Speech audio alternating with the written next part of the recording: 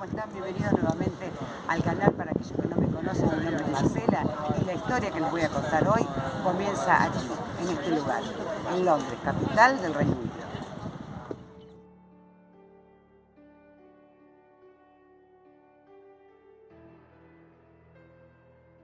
¿Cuánto se ha hablado, escrito, documentado y filmado sobre Jack el Destripador? Este desconocido asesino serial de fines del siglo XIX. Y aunque haya miles de teorías, aún en el siglo XXI no sabemos quién fue. Entonces, hoy, recorriendo los lugares de los hechos, esos sitios donde tan impunemente asesinaba a sangre fría, voy a aprovechar para hablar de la época y las víctimas, de las pobres mujeres que dentro de esta historia macabra siempre fueron llamadas fríamente prostitutas. Antes que nada, quiero agradecer y mandar un saludo a Ana, la guía española que me hizo este nuevo recorrido por la ruta de Jack. En verdad, aprendí algunas cosas que desconocía. A finales del siglo XIX, Londres era la ciudad capital más grande del mundo y el centro del Imperio Británico. La reina Victoria y el famoso estilo de vida victoriano estaba en pleno apogeo. Traer mano de obra de las colonias conquistadas por la corona era un gran negocio, ya que a estas personas se les pagaba un salario muy bajo. Eran inmigrantes con muy poca educación. Solían trabajar largas jornadas para al final del día recibir unas pocas monedas que a veces no alcanzaban ni para la comida diaria. Vivían en zonas carenciadas. Al menos 250.000 de ellos vivían en Whitechapel. La zona estaba sobrepoblada y las condiciones sanitarias, de trabajo y de vida eran realmente muy malas. Aproximadamente 2 de cada 3 familias tenían que vivir hacinadas en una pequeña habitación, ya que no podían pagar el alquiler en un lugar más cómodo. En otros casos se debía compartir una habitación grande con hasta 80 personas, pagando alrededor de 4 peniques por una cama. Por 2 peniques se podía dormir en algunos cuartuchos apoyados contra una pared, sostenidos por una cuerda que iba de pared a pared. Literalmente se dormía colgado. Si actualmente algunas mujeres a igual trabajo y horario cobra mucho menos que un compañero hombre, imaginen las condiciones laborales de aquella época y en aquel contexto de algunas mujeres. Ellas solo podían aspirar a 2 trabajos, o costureras o personal doméstico, con salarios bajísimos. Por ejemplo, como costureras podían cobrar 6 peniques a la semana, y pensemos que dormir costaba entre 4 y 2 por día. A veces trabajaban para ayudar al ingreso familiar, pero en otros casos esa miseria era su único ingreso. Durante la época victoriana, más de 1.200 prostitutas trabajaban en Whitechapel. Solían cobrar los servicios hasta 3 peniques, la mitad de lo que podían ganar en una semana entera de trabajo como costureras y mucho más de lo que cobraban como empleadas domésticas. Por eso es que muchas de ellas se dedicaban a la prostitución. No era una elección, era la única opción. Muchas mujeres eran alcohólicas y su apariencia física era de 40 años o más, aunque solo tuviesen 20, y solían dormir en casas de tránsito. A estas mujeres no se les reconocía ningún derecho, con lo cual muchas solían ser atacadas físicamente por sus clientes con total impunidad. Los asesinatos de las prostitutas casi nunca se reportaban y no eran motivo de discusión en ningún otro espacio en Londres, más que en el propio barrio.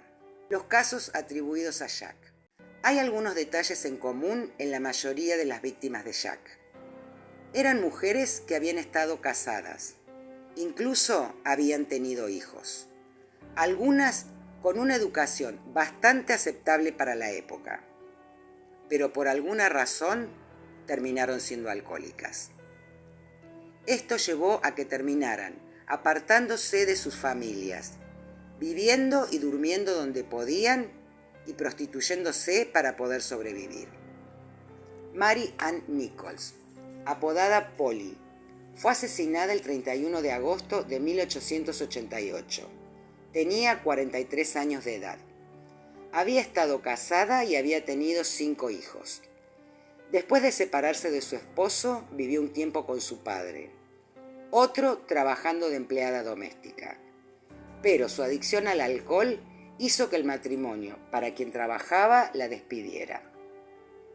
Al momento de su muerte, Nichols residía en un albergue, del cual esa noche había sido expulsada por carecer de los 4 peniques necesarios para una cama. Fue vista con vida por última vez aproximadamente a las 2:30 horas de la mañana por su compañera de habitación, Nellie Holland.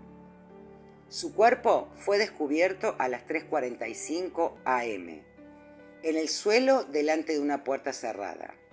Había recibido 2 cortes en su garganta, de izquierda a derecha, varias incisiones profundas en el abdomen causadas por el mismo cuchillo utilizado de forma violenta y con trayectoria descendente. Annie Chapman también estuvo casada y del matrimonio nacieron 3 hijos. Uno de ellos sufría de una discapacidad física. La pareja buscó ayuda para su hijo en un hospital de Londres antes de internarlo en una institución para discapacitados próxima a Windsor. La muerte de otra de sus hijas con solo 12 años de edad a causa de meningitis agravó el problema de alcoholismo con el que Annie venía batallando de joven. El matrimonio se separó de común acuerdo en 1884 y el marido se quedó con la custodia de la única hija superviviente de la pareja. Su cuerpo fue hallado mutilado a las 6 am del sábado 8 de septiembre, en el suelo, cerca de una puerta, en el patio trasero del 29 Hambury Street. ¿Es aquí donde la encontraron? ¿En el 29? Chapman había salido de su alojamiento a las 2 am con la intención de encontrarse con un cliente para obtener dinero para pagar el alquiler. Su garganta fue cortada de izquierda a derecha. Fue destripada y sus intestinos fueron extraídos de su abdomen y colocados sobre cada uno de sus hombros. Su útero no estaba. Tenía al momento de su muerte 48 años. El domingo 30 de septiembre fue asesinada Elizabeth Stride. También tuvo un matrimonio fallido.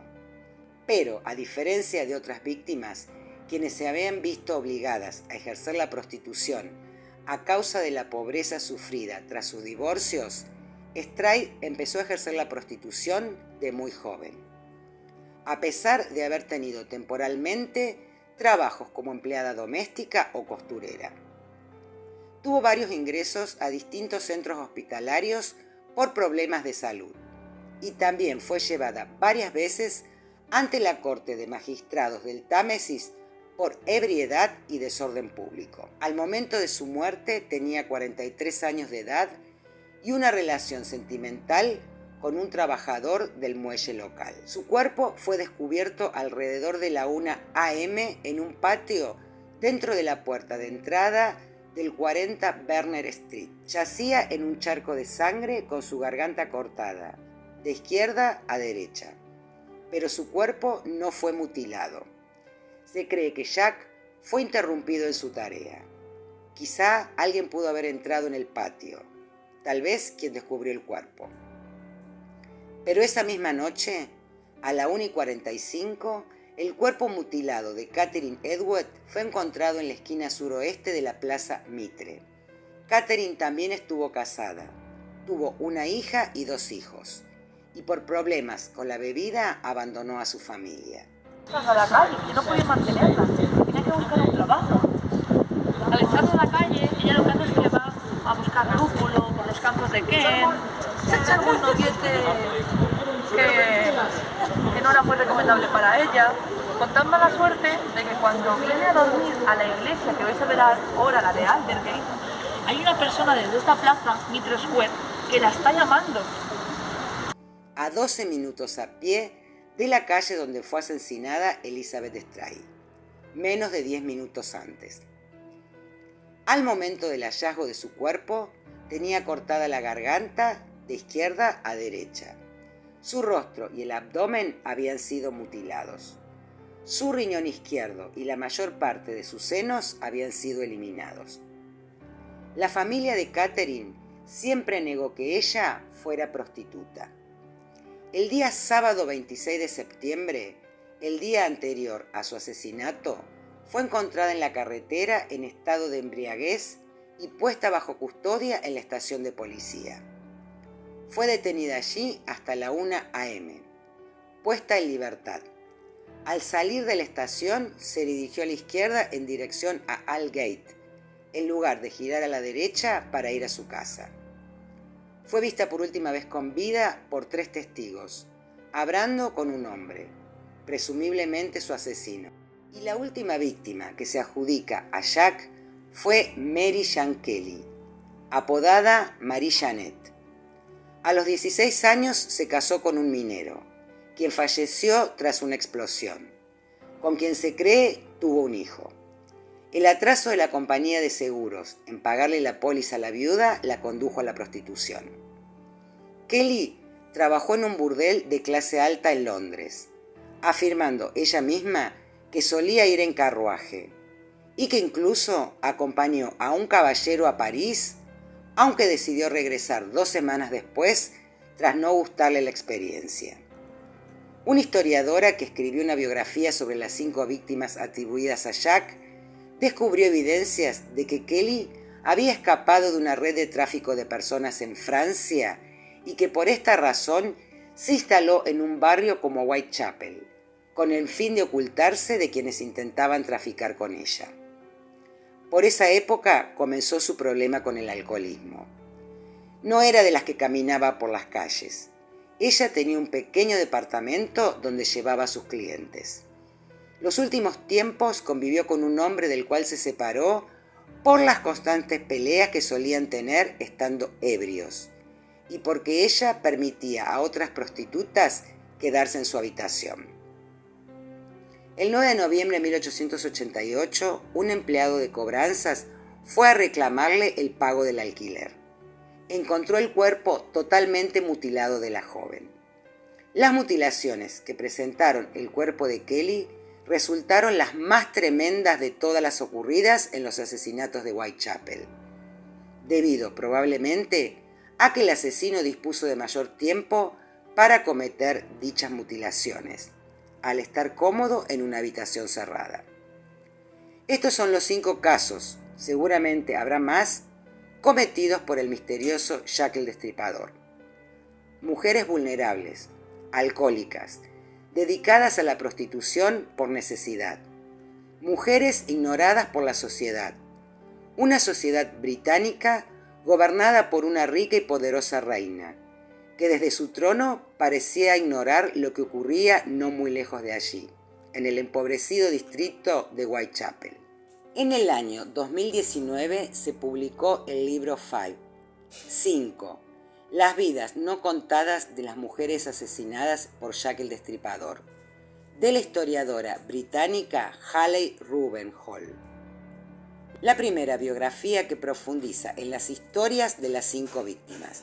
Para la escritora, la gente siempre ha estado más interesada en Jack el Destripador y en resolver el misterio de su identidad. Jack ha sido como un juego, y las víctimas son solo pistas en este misterio. Es como si su historia, la de Jack, comenzara con el deceso de estas mujeres.